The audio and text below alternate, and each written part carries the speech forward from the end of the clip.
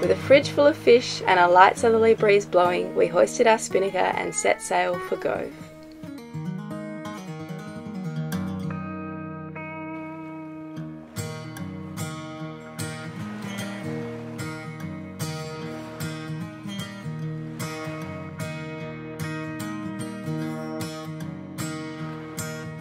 I went down to the valley of love and asked them about myself.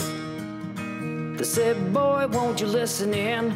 We'll tell you a bit about yourself. I said, man, won't you open up and tell me exactly what is true? 'Cause I can't say that much about me, no, no, no. Can't say that much about you.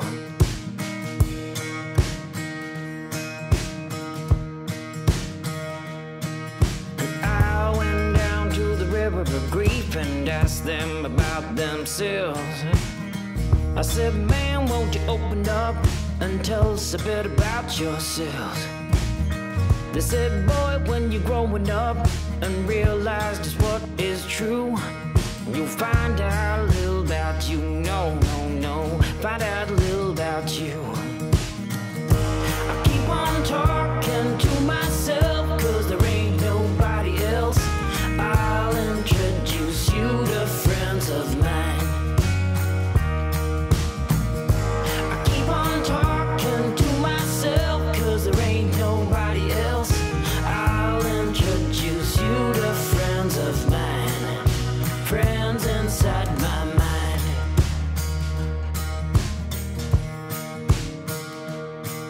And I went down to the valley of hate and asked me about myself.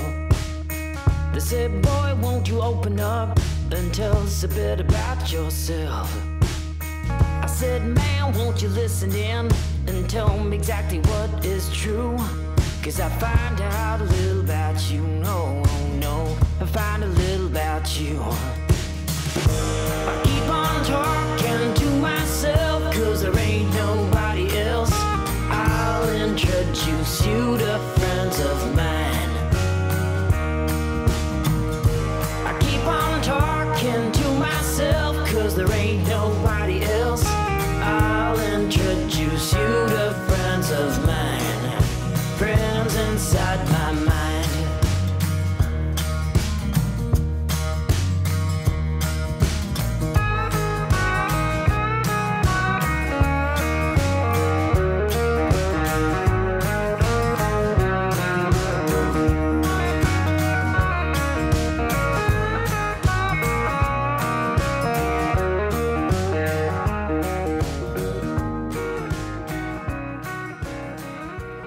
Heading back to Gove after spending 10 days at Groote Eylandt.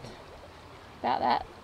Yeah, I think it was about 10 days. I know I'm sort of blissed out by this sunset spinnaker run. That's really good. So we're doing, what is it, 6.6 knots now. Before, when we were pushing tide, there was no wind and we were motoring, it was 1.9 knots. And we were going to be getting to this point by 10 o'clock tonight. So we stopped, had food and a sleep, and it's all just come together beautifully. So I'm thrilled. I keep on talking to myself 'cause there ain't nobody else. I'll introduce you to friends of mine. I keep on talking to myself 'cause there ain't nobody else. I'll introduce you to friends of mine, friends inside my mind.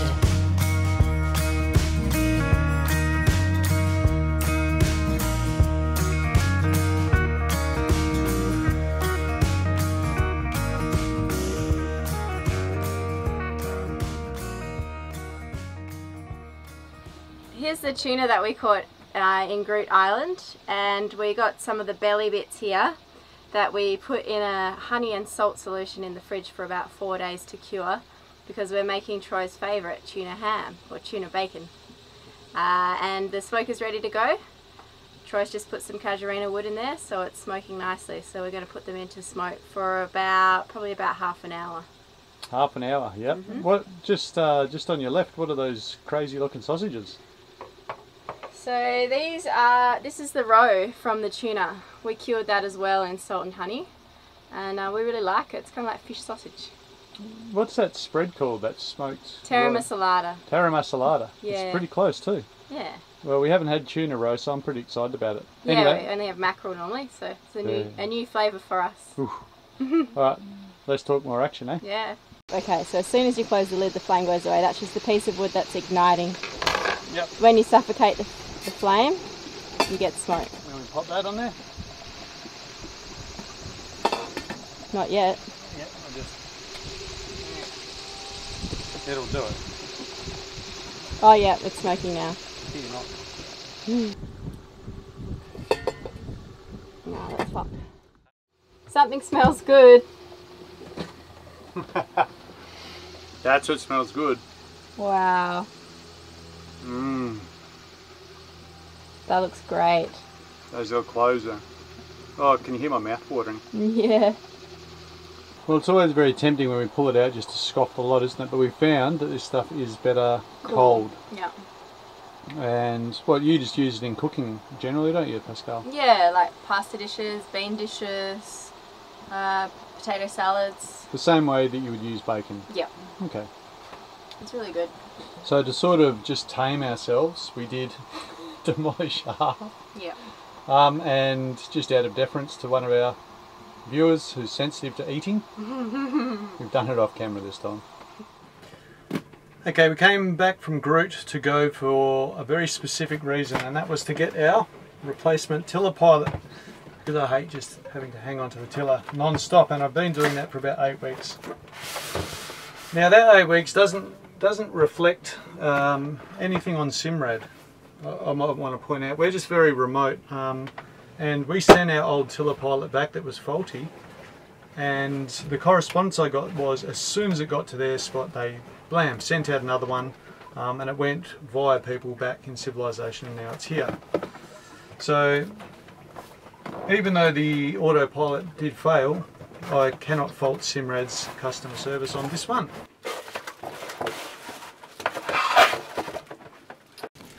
Now everyone has moments of stupidity, some more than others, right? The old one, Simrads don't come with a plug. Look at that, they give you bare wires. The old one that I sent back, I didn't take the plug off. And now we're out in the middle of nowhere basically, and I can't get another plug. So it's no problem, we're going to just salvage one off my spare GPS, but it is a bit of a bummer. So there we go, we've got our new unit. And what's the first thing we do whenever we get something, Pascal? Test to see if it works. You don't know, do you? We look at the user's guide. I'm one of those boring people. I've already had one of these, so I don't really need to do it, but anytime I get something and I recommend you do it, is look at the instructions. Not that if all else fails, look at the instructions. I do it before I even use it.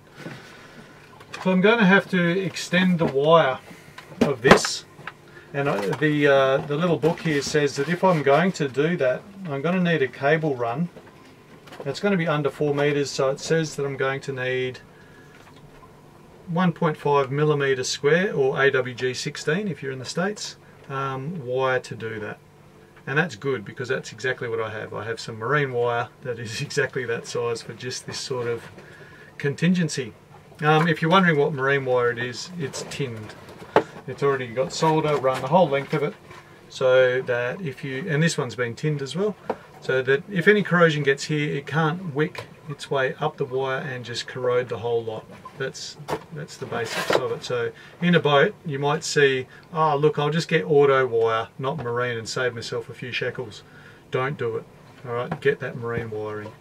Just pay that little bit extra, build reliability into your boat. Now some people might not know this, but a great way of using a tiller pilot is to attach it to your wind vane, and then your tiller pilot doesn't have all the forces involved of moving a tiller, and your wind vane works when there is no wind. Now I quickly devised a couple of attachment points for the autopilot so it could be quickly removed and the wind vane restored to normal functioning, and if you'd want to know more about this, there is a video upcoming where we go into it in a lot more detail.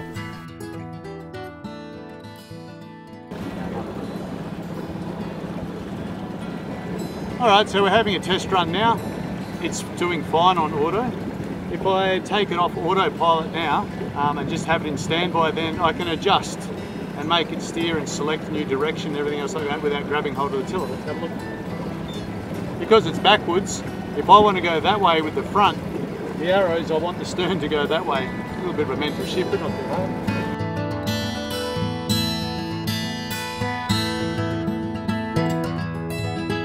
It's working. Under motor, which is the main thing, we can now point, set things up and go about our business, which is probably making food or catching fish. Yeah.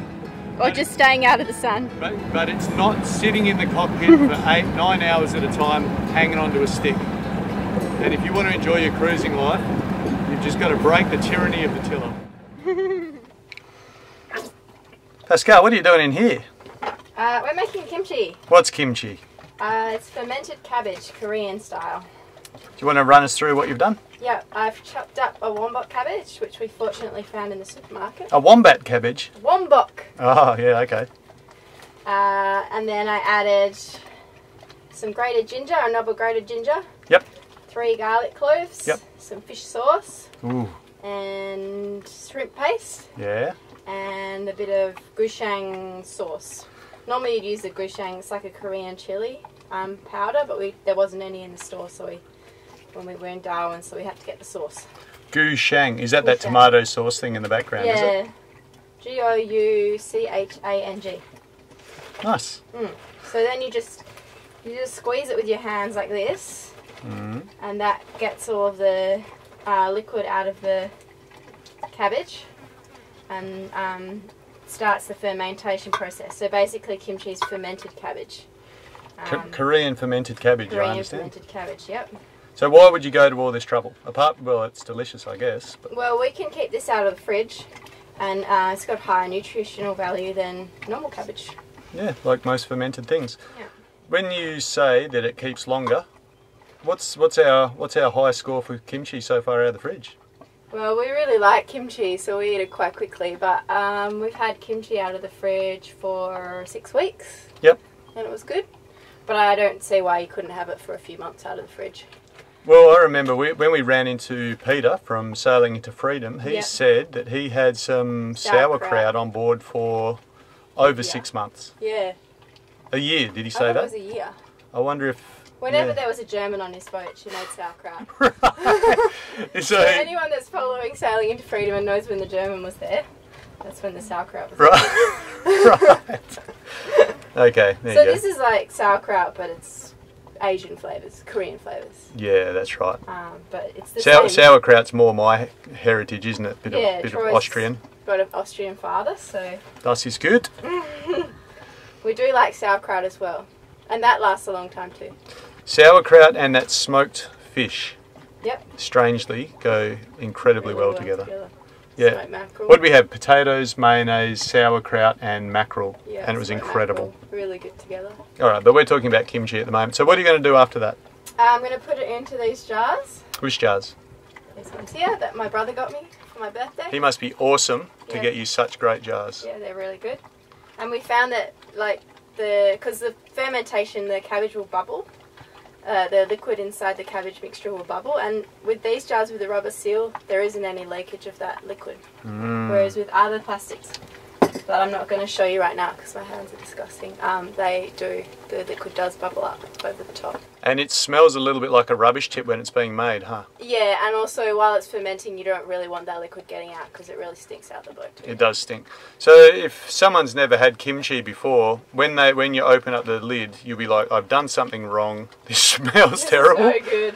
But it's not true, is it? It's Yeah. Let the smell disperse a bit, and the taste is amazing. Delicious, yeah. I know you like to multitask as well, Pascal. What's that thing in the fry pan next to you? Oh, that's tamari nuts and seeds. Tell us more. You cook the nuts and the seeds, well, you just dry fry them in the little fry pan. Yep. And then you add soy sauce and stir. And is that as easy as it gets? That's as easy as it gets. And it's really yummy. So all of these things are pretty much the cornerstone of free-range sailing, aren't they? Things that last a long time and are delicious and good for you. This is squeaking. What's squeaking? The cabbage. Yeah. Can you hear that? Yeah, I can.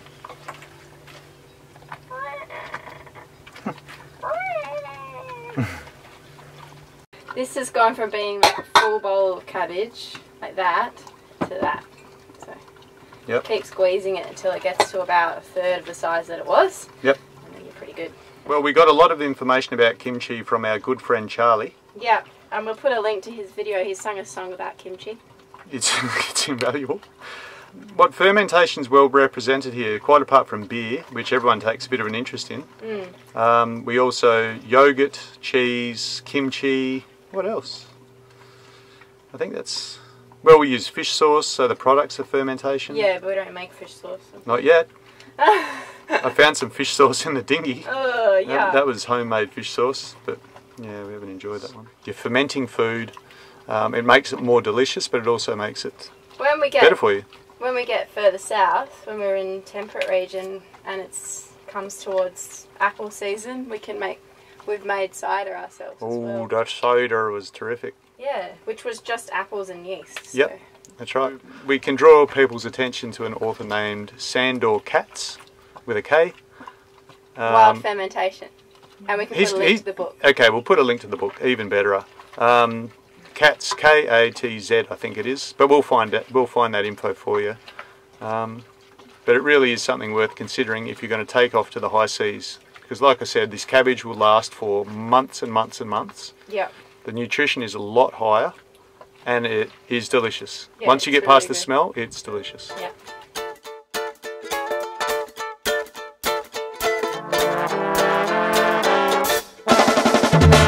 Kimchi is good for me.